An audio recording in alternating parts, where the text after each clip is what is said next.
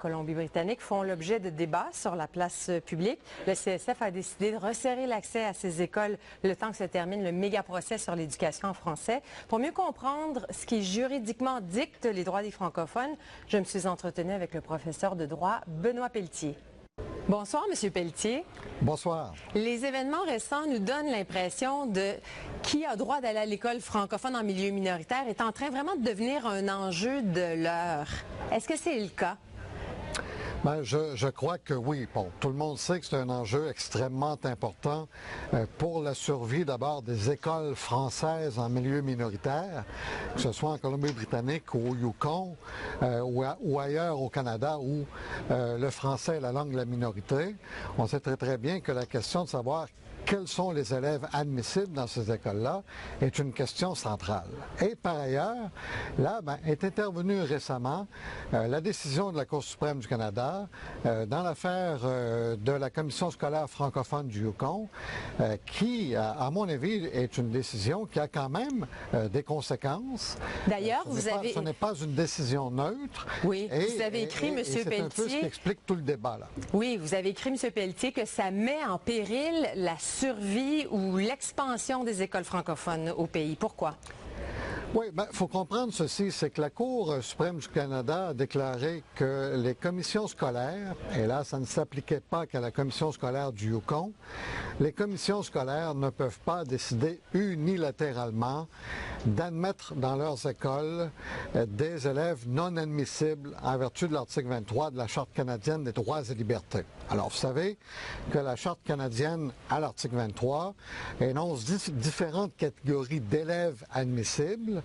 Ça dépend évidemment des parents dans certains cas. Ce sont les frères et les sœurs de certains enfants dans d'autres cas.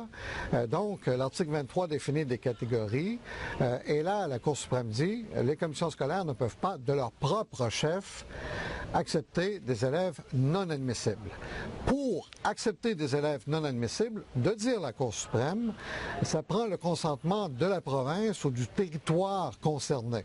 Alors évidemment, il y a des provinces qui sont plus généreuses et qui, elles, permettent aux commissions scolaires d'admettre dans les écoles des enfants non admissibles, et il y a des provinces ou des territoires qui sont moins généreux et qui, eux, veulent que les admissions se limitent aux seules catégories énoncées par l'article 23 de la Charte.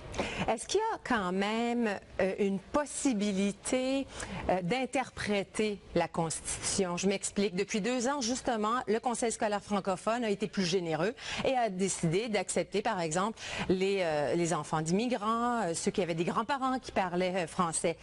Mais à cause du procès qui est en cours, ils ont resserré leurs critères.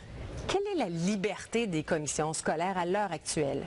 Bien, je vous dirais ceci, il y a une nuance qui est extrêmement importante à faire et qui échappe à beaucoup de gens. C'est qu'il y a une différence entre la capacité des commissions scolaires d'admettre des enfants non admissibles, d'un côté, et de l'autre côté, l'interprétation de l'article 23 lui-même. Et toute la question de l'interprétation de l'article 23, c'est encore une question, à mon avis, ouverte, où les communautés francophones et acadiennes du Canada peuvent faire des gains importants. Elles peuvent éventuellement amener la Cour suprême à interpréter plus largement l'article 23.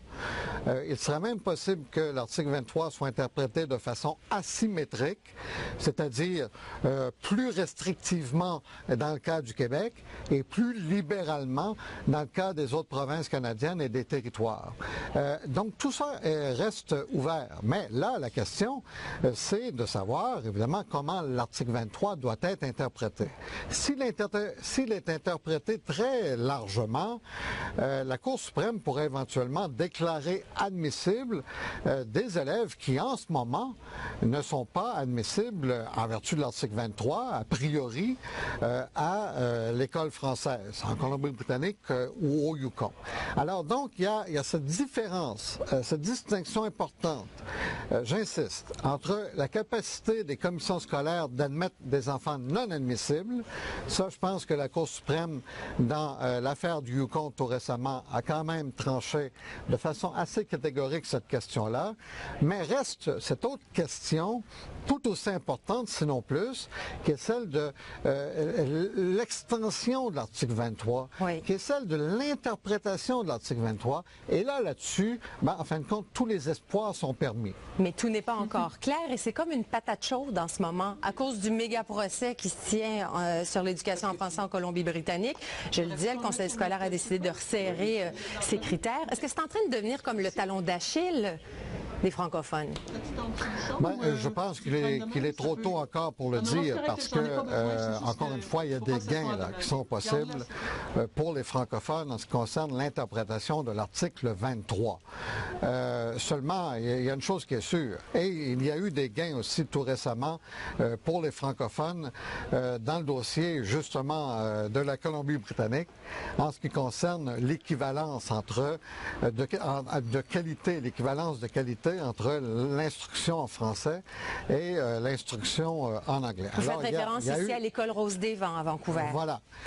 Alors, il y a eu des gains et il y a encore des gains qui sont possibles pour les francophones. Je pense qu'il ne faut pas dramatiser les choses, mais néanmoins, la décision récente de la Cour suprême dans l'affaire du Yukon, c'est une décision qui a des conséquences. Et là, je ne vous dis pas qu'elle ferme toutes les portes. C'est faux. Je n'ai jamais dit cela.